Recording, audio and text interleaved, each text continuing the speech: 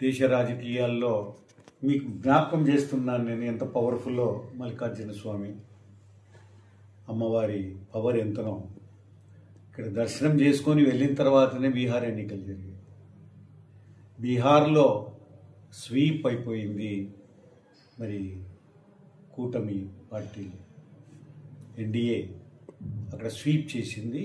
Opposition వాళ్ళు పూర్తిగా ఇంకా ఏం చెప్పాలంటే మన రాయలసీమ భాషలో గబ్బు పట్టిపోయారు వాళ్ళు. దాంట్లో ప్రధానమైన కారణం ఈ రాహుల్ గాంధీ యొక్క పిల్ల చేష్టలు అనుకోండి, లేకుంటే మెచ్యూరిటీ వయసేమో దాదాపుగా 56 సంవత్సరాలు ఉన్నాయి. ఇంకా యువకుడిని అని టీషర్ట్ వేసుకొని ఆ యువకుడు అనేటటువంటి నిరూపించుకోవాలని పార్లమెంటుకు టీషర్ట్ చేసుకొని రండి, ఎవరు మీకు లిబర్టీ ఉంది దాని మీద కాదు. కానీ మనకు ఒక డెకోరం ఉంది, మనకు కూడాను ఒక పద్ధతి పెట్టుకున్నాం మనం ఈ దేశంలో. ఒక డీసెన్సీ మెయింటైన్ చేయాల్సినటువంటి అవసరం వాడు చేసి పెట్టాడు రాజకీయాన్ని ఈ దేశంలో.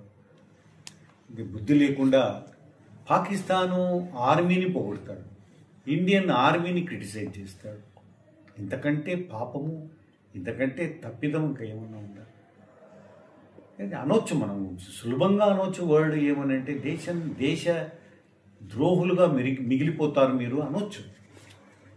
అటువంటి వ్యవహారాలు ఆపరేషన్ సింధూర్ అని టెర్రరిస్టులు పెహల్గాంలో ఇదైపోయిన తర్వాత ఆ పెహల్గాము పర్యవసానంగా ఆపరేషన్ సింధూర్ అని చేసి అక్కడ ఉన్నటువంటి టెర్రరిస్ట్ క్యాంపులన్నింటినీ కూడా ధ్వంసం చేస్తే జరగలేదు, అది ఫేక్. ఇట్లాంటి మాటలు మాట్లాడుతూ ఉంటే ఎవడు వీళ్ళకు ఓటు వేసేది?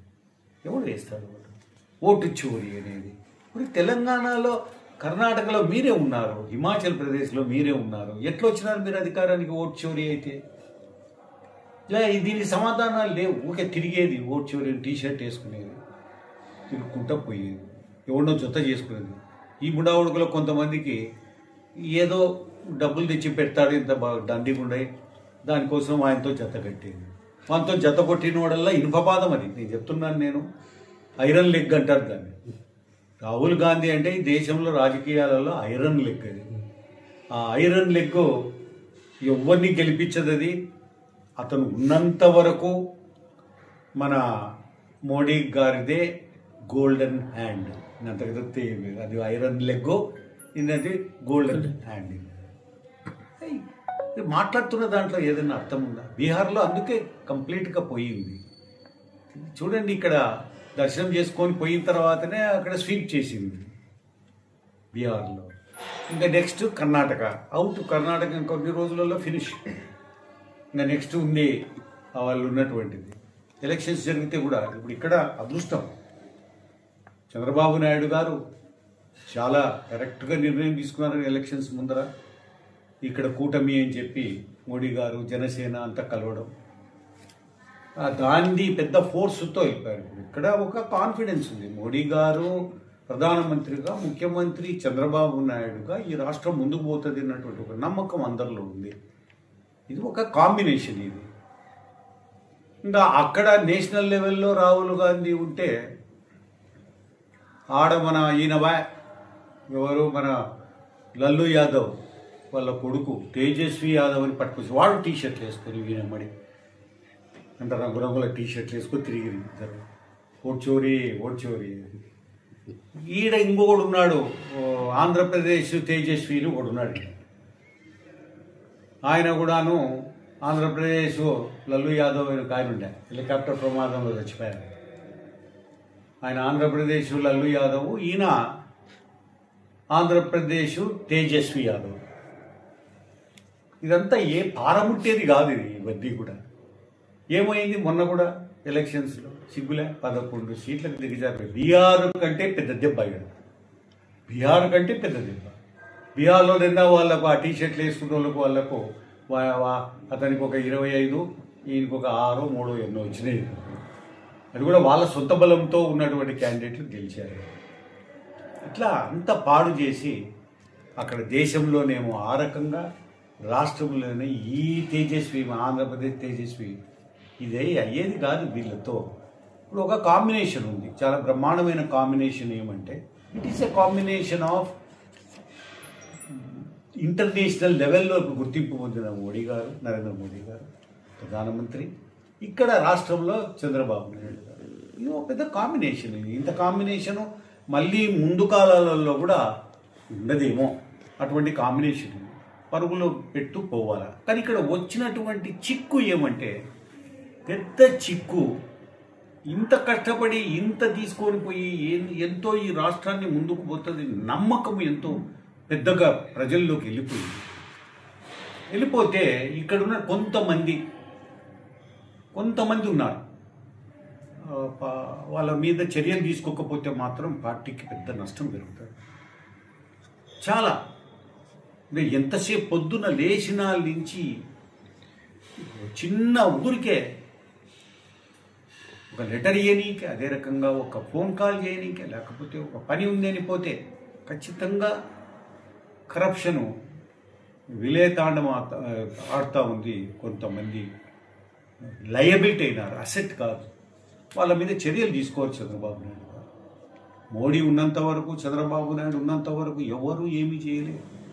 కానీ ఇటువంటి వాళ్ళను కంట్రోల్ చేయాల్సినటువంటి అవసరం ఉంది. చిన్నవి ఏది కూడా అది దానికోసం ఏదైనా చేయగలుగుతారు. అటువంటి వాళ్ళని కంట్రోల్ చేయాల్సినటువంటి బాధ్యత అన్నీ తెలిసినటువంటి చంద్రబాబు నాయుడు గారిని ఉంది.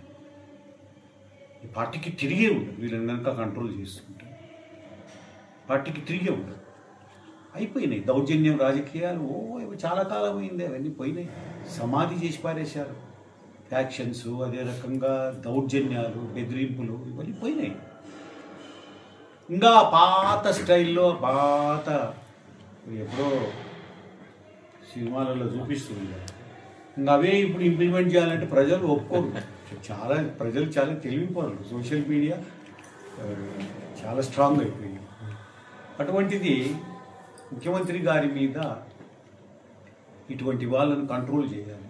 ఎక్కడికక్కడ కూరలు పెరిగితే కూరలు బీకాల వాళ్ళవి, తోక కట్ చేయాల వాళ్ళవి.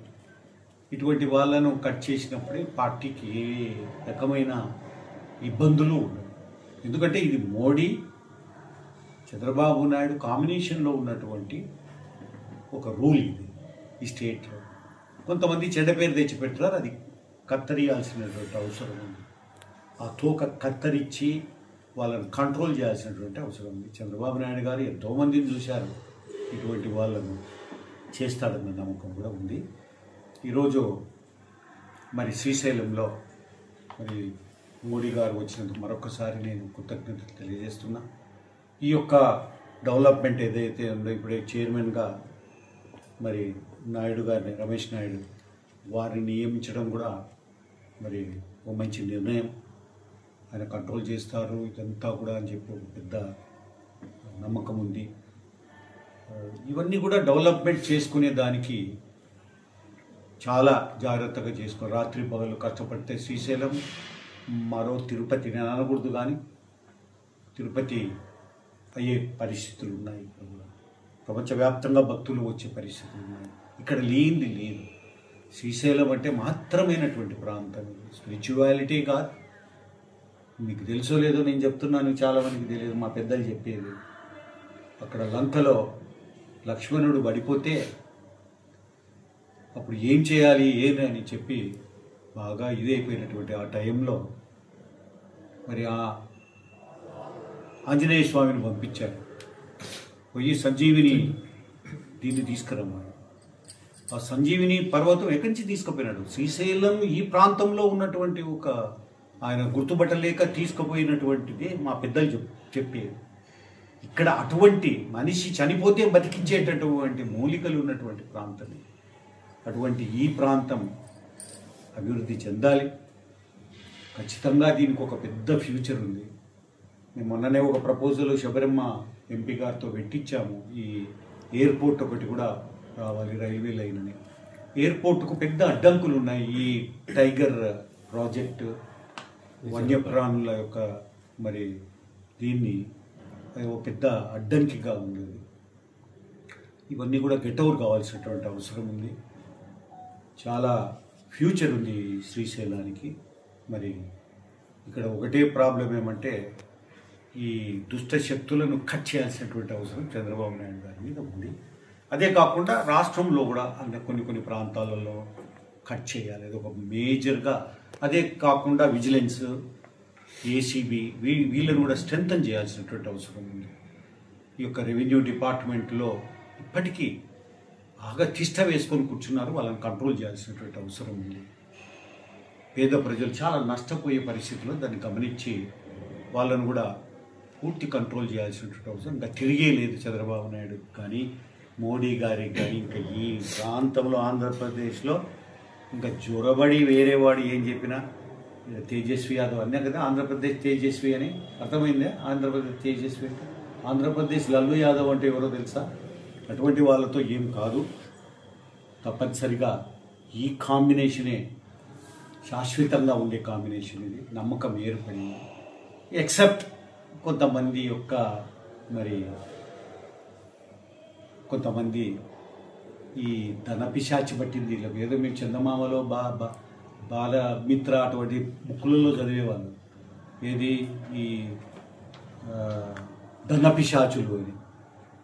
అవన్నీ ఏదో అనుకుంటుంటే కానీ కొన్ని ప్రాంతాల్లో కొంతమందికి మాత్రం ధనపిశాచులు వాటిని కంట్రోల్ చేయాల్సినటువంటి ఆ పిశాచాలను వదిలించేటటువంటి బాధ్యత చంద్రబాబు నాయుడు తీసుకోవాలి.